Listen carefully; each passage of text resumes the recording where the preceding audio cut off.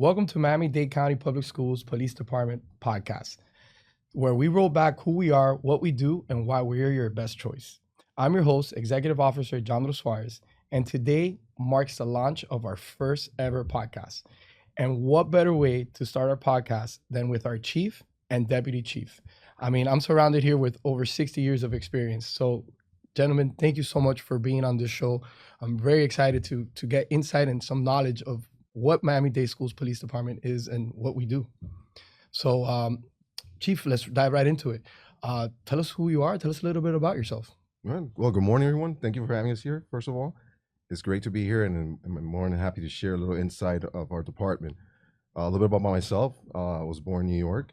I've been here. I'm a product of the Miami-Dade County Public Schools, and little did I know I was going to end up working for them. I've been here now for 30 years. Back in 1996, I joined the force, and back then it was as small as maybe 100 to 120 officers. 30 years later, we're now the biggest school-based police department in the country. Wow. We're close to 500 police officers, and we're the third biggest department in the county.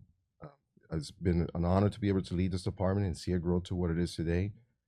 And we're very just great to be able to serve the community and to show. That's amazing, Chief. Show the community what we're all about. That's what we're here for today.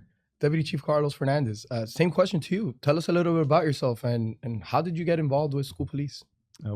First of all, congratulations on your first show. I know how hard you've worked to make this day happen, so congrats on that. Thank you. I have a similar story to the chief. I started here in 1996. I'm a product of Miami-Dade schools, going to Miami Waters Elementary School, Filer Middle School, and Hialeah High Senior High, proud T-bred. And been very fortunate to work in a department that makes such a big, has such a big influence on our future, right? We always like to say we're protecting our future, and that's exactly what we do. Our officers are different.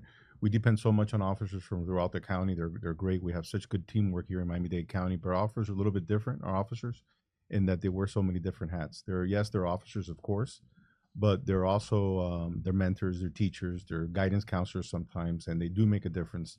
It's not uncommon for our officers years later to be visited by their students to show them, their kids, or to invite them to their weddings, and that's just a difference that we make, and that hopefully I made, and I know that our officers continue to do every day. Absolutely. That's important. Building that relationship with our student, staff, and community is our number one priority, right? Just being in the school day in and day out.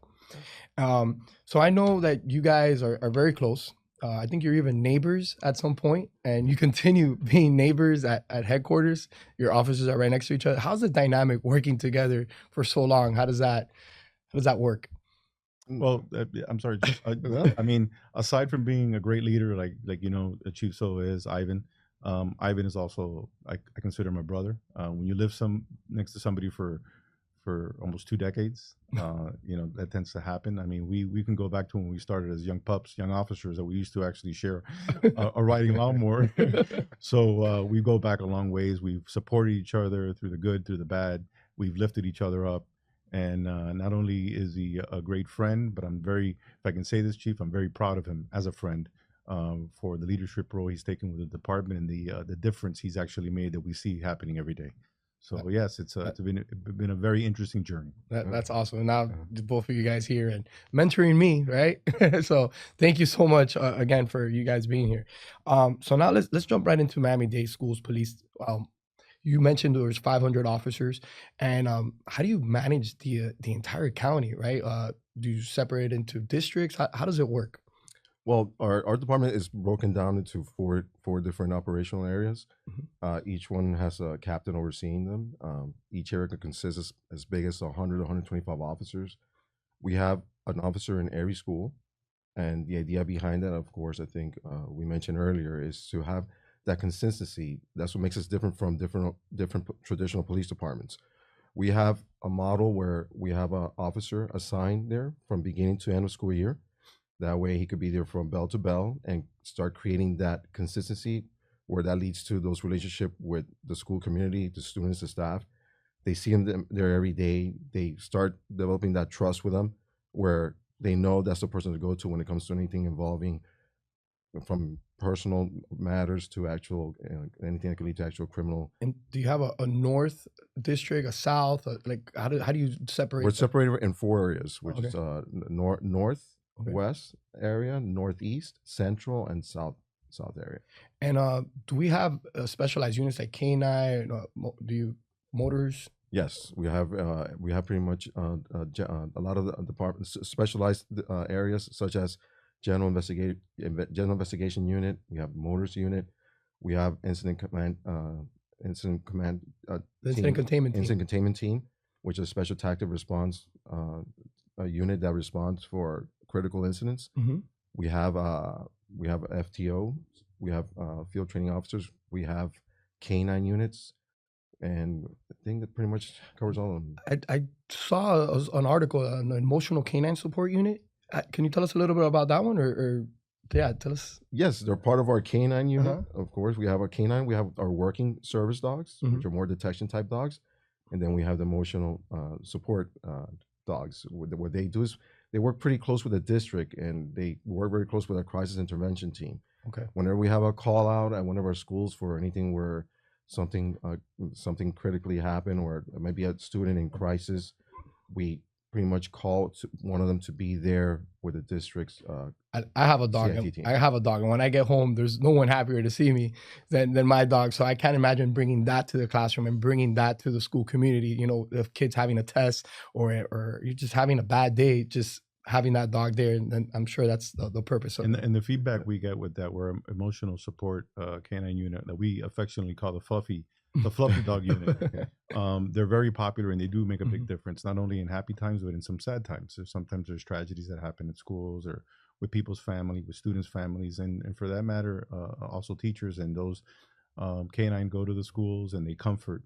And the feedback that we get about the level of comfort that they give those that need it at that particular time is incredible. So we're very fortunate to have that unit. But we also have a unit that, you know, does detection, whether it's narcotics, firearms, explosives. I know we don't like to talk about that in our schools, but we want to let our listeners know that we're equipped, we're ready, right? So we also have a canine for weapons detection and correct, firearms Yes. detection and Narcotics. narcotics detection. And yeah, we're very well equipped to handle whatever comes our way with our camp. Absolutely. I think it's important for our listeners to know that, yes, we're going to comfort and play nice, but we also want to let the listeners know that we're ready, we're equipped. And the chief made a good point as far as the relationship that we have in the schools. And our goal, and one of the things we tell the officers, is that what we're looking for is for these officers to be, in essence, in a micro way, the police chief of that school, because we know that the principal's the mayor. We need to have for them to have a great relationship and work together, because they need each other. Absolutely. And fortunately, that's what we get. We get principals who value the safety of their students. We have officers who value the education of the students, and they work in partnership to make sure that we have successful outcomes for these students, and we have positivity and safety wherever they work. Absolutely, that's important. And now I know we also launched our motorcycle unit, our motors unit, for traffic enforcement. I know speeding in the school zones is a big deal. Where do you see that unit or taking off, or how many do we have? How do you guys split those units up right now? Right now, the unit has 3. We have 3 motor units, and we have additional traffic enforcement officers that ride in vehicles. Also, they're part of that unit.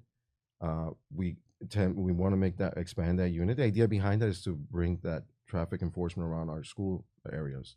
We want our kids to be able to feel safe walking to and from school, and parents to feel safe dropping their kids off at the schools. Absolutely. They've done they've made a big impact already so far. It's not just doing traffic citations and stuff like that. They do a lot of stuff and helping and Educating the public. educating the public as far as schools traffic safety, following traffic safety laws and stuff like that. Perfect. So, They do a great job, especially with the elementary schools, where let's face it, nowadays, especially the young kids, they're walking to school, they're looking at their phones, there's distracted drivers looking at their phones. So they're there to enforce traffic, obviously, around the schools, but more importantly, to make sure that these students are safe, coming to and from school, that they're safe. And they do an amazing job. The feedback that we get is incredible. They wish they had more of them, and that's the goal. And I'm happy you mentioned that, because my next question here was technology. Everyone's distracted on their phone. Everyone's a distracted driver. So how has technology changed the way, since you guys have been here since the beginning, how has it changed the way we police nowadays with technology? Well, technology has helped us be more proactive versus reactive. We have a lot of live cameras. We have a police command center right now that monitors over 18,000 cameras. At the flick of a switch, we could switch over to a school. There's an incident occurring there. We can actually monitor it live and provide support for any responding unit at that school site. We have a GPS in all our school buses. Oh, wow. We have a military ballistic software where it's called Shot Spotter. It can detect any shots fired anywhere within our area of our schools, which will help us put our schools in lockdown if necessary to secure them just in case there's something around happening in the community.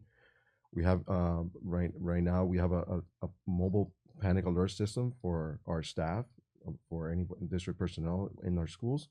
If they detect an emergency or something of critical incident occurring with a press of a button, it'll send us a signal where we could immediately start monitoring that school site and provide assistance to responding units that are responding to that school site. That's amazing. Yeah. And Fortify Florida, right? Fortify FL, anonymous reporting tool I have here, where we get most of the incidents. Correct. The public anonymously can report any incidents that they feel that we need to know about through that vehicle. And on the flip side, as far as technology, what we are always dealing with is just social media is an issue. It's good, it's great, but it's also where many fights in the past or many school arguments happen as a result of the spoken word. Now, a lot of these are transpiring because of something that was written days before, either on Instagram or on Twitter or whatever, or what have you. So we're fortunate to work with, we have part-time detachments of our detectives to the FBI, also to the Secret Service. We work with the Joint Terrorism Task Force, and we're always making sure that we're ahead of the curve with that and that we spot potential incidents before they happen. So that's something that parents need to be aware of, and it's something that we're on to, that we take seriously, but it's something that is reality, and that we have a lot of issues that happen in our schools as a result of social media that we're always combating. Correct. So now going into the summer, right, the kids have a lot of downtime. They go on social media. They might think they're invisible and no one can see them behind the phone, and they may want to post certain things that are inappropriate. But as you mentioned, Deputy Chief, we do have our detectives with the GIU and FBI that will track those IP addresses. And I think we were talking before the show that it's not common that our detectives will go to a student's house at 2 a.m. to see if that threat was. Yeah, whether it's 2:00 in the afternoon or 2:00 in the morning, we're going to knock on doors. We do not let these incidents or allegations of things happening at a school, violence or what have you, go by without us looking at it. So 24 hours, 7 days a week, we're knocking on doors. We're trying to make sure. Oh, but I was just kidding. There is no kidding when it comes to school safety, and we need to figure it out. And we're always going to work with what's in the best interest of the kid, absolutely, of the student. But we're going to follow these through, and we're going to make sure that we get to the bottom of whatever is being alleged as a threat. Absolutely. And with that being said, what's that one message you want to tell all the parents, to all our listeners, that one message that drives home, especially going to the summer and kids going to a new grade or a new school, or just overall safety, that we'd want to tell the parents for our listeners? Just pretty much touching in social media, make sure parents have open lines of communications with their kids. Explain to them there's any issues, any concerns of safety, to communicate it through to them or to somebody in our district or police department. Via a lot of the platforms and ways we have in order for them to do that, because it's very, very hard for a lot of students, especially being new at a school, that want to come up and speak up or be known as the tattletale and stuff like that. So we provide these things for them, like those anonymous platforms. If not, we encourage the parents to bring that to us through them, where we will keep that student anonymous, because our main goal is to get that information to prevent something from happening in any of our schools. As far as any type of safety concern, if there's a kid that has a firearm or has illegal contraband in the school, we could.